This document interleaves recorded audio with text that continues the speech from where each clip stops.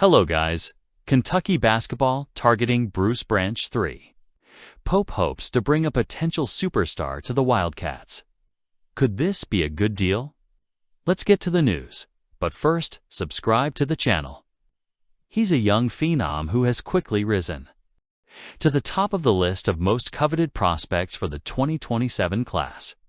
With Mark Pope, Kentucky isn't just watching from afar, but is also aggressive in recruiting this potential star, demonstrating a strategy focused on building relationships with rookies and building a good team.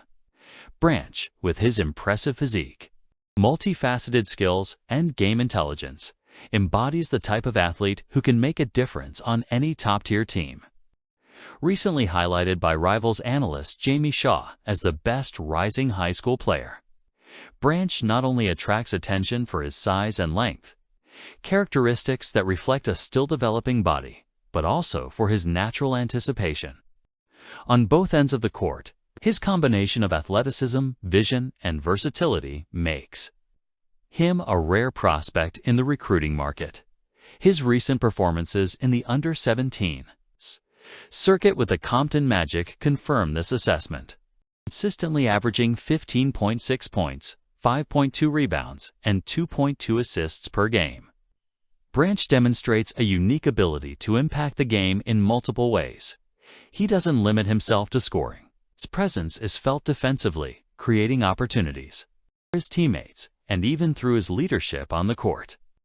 This versatility is exactly what programs like Kentucky seek: players capable of elevating the entire team and adapting to the demands of a competitive system. Kentucky's interest in Branch goes beyond statistics and technical analysis. What really stands out in this case is the genuine connection the recruiting team has worked to build with the young athlete.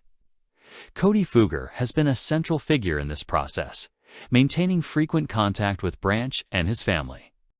The conversations go beyond basketball, touching on personal topics like family, aspirations, and the player's daily life. The thing with Fugger is he always asks how my day is going, Branch said in an interview with Kentucky Sports Radio. That's one thing about me. I love to talk. I love relationships, and building a relationship really helps. This unique approach has been a hallmark of Mark Pope and his staff. They understand that recruiting a player isn't just about selling a program or promising minutes on the court. It's about creating an authentic connection, showing the athlete that they will be valued not just as a player, but as a person. If Bruce Branch III decides to follow the Lexington path, his arrival could be a game changer for the program. Besides strengthening the 2027 roster, he brings with him a skill set that could shape Kentucky's style of play. His ability to score, defend, and lead allows Mark Pope to explore different tactical schemes, adapting the team to Branch's unique characteristics. In competitions as fierce as the NCAA, having a player with this versatility is a huge asset. Furthermore, Branch's presence in Rupp Arena would have an impact beyond statistics.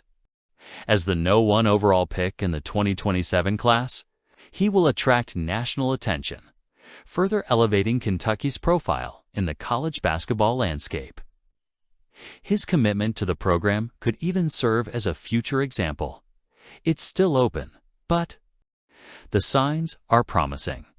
The growing connection between Branch and Kentucky, combined with the tireless work of Mark Pope and his staff, suggests the Wildcats are in a privileged position in this race.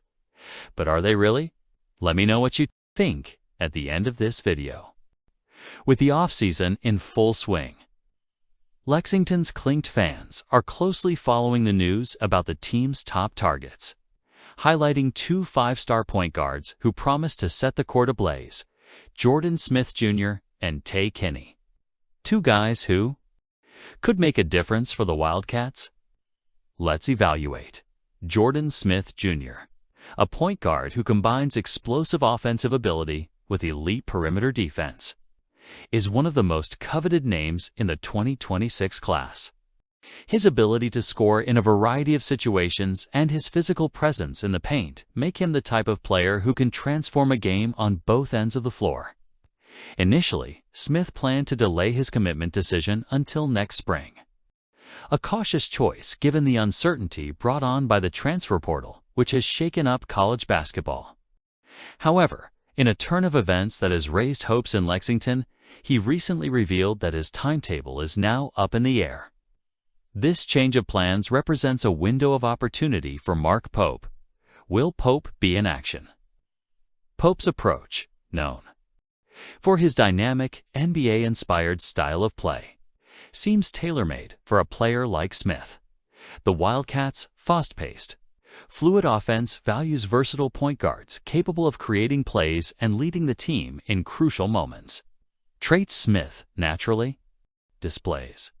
Although he hasn't yet scheduled official visits, Kentucky is on the list of 7 universities he intends to visit. Alongside top programs like Arkansas, Duke, Louisville, Syracuse, Indiana, and Georgetown, despite speculation pointing to Arkansas and Duke as early favorites. Kentucky's tradition of developing elite point guards for the NBA remains a powerful differentiator. Tay Keeney also emerges as another high-caliber target for Kentucky.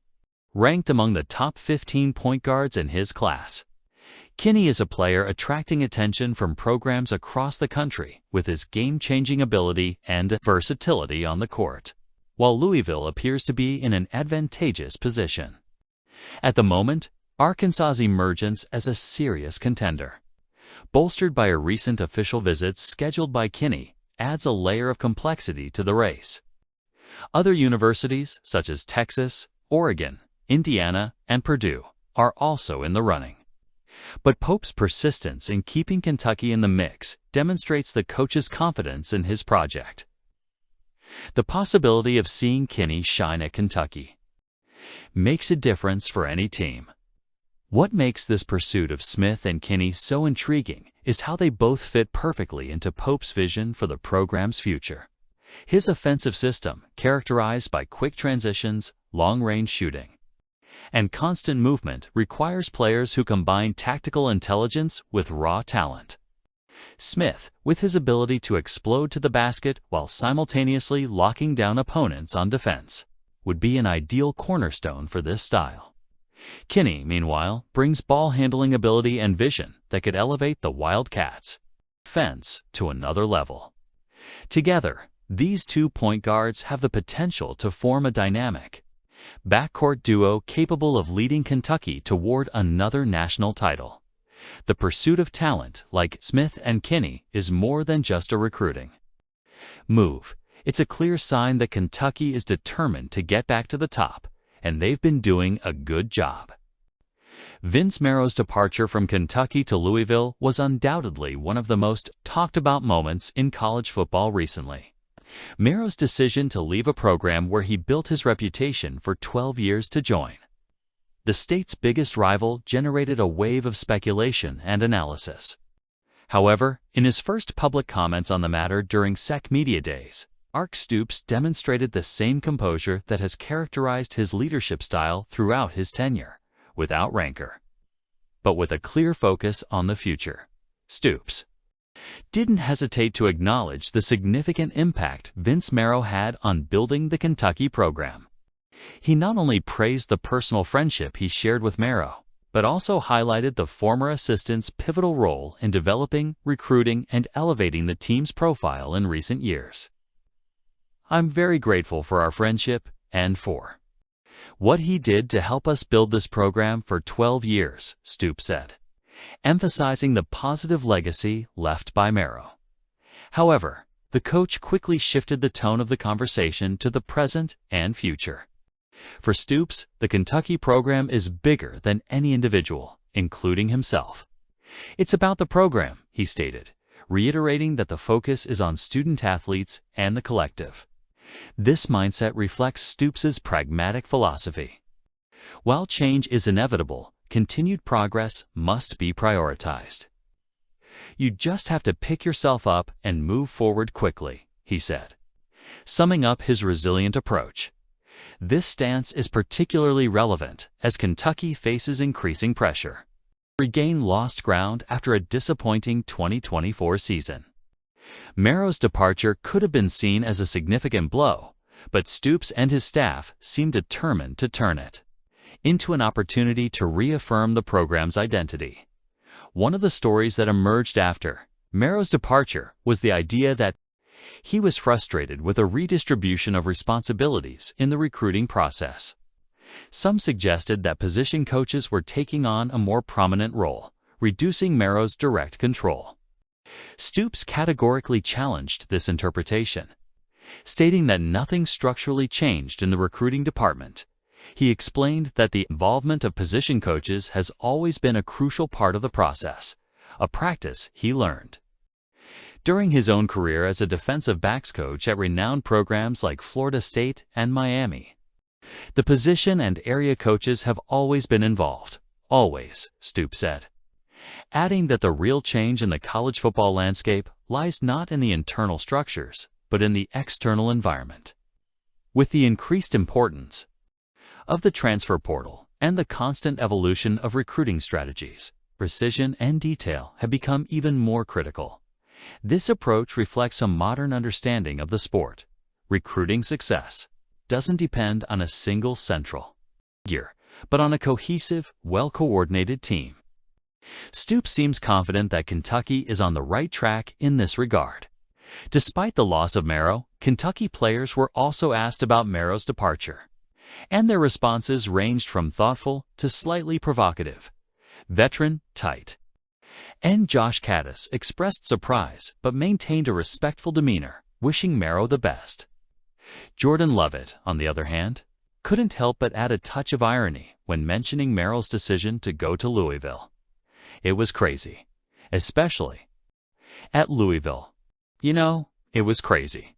Despite the slightly sarcastic tone, Lovett also wished the former coach well. Alex Afari, who was recruited by Marrow during high school, expressed gratitude for the impact the former assistant coach had on his career. "I have nothing but love for him," said Afari, before noting that the final game between Kentucky and Louisville will be an inevitable matchup. This rivalry, now amplified by Marrow's presence on the opposing sideline, promises to add a special spice to the meeting in late November. As Marrow begins his new journey in Louisville, Stoops and Kentucky are firmly focused on moving forward. The current recruiting phase has been positive, indicating that the program hasn't suffered a significant setback with Marrow's departure. This is a testament to Kentucky's solid infrastructure and staff. Leave your comments.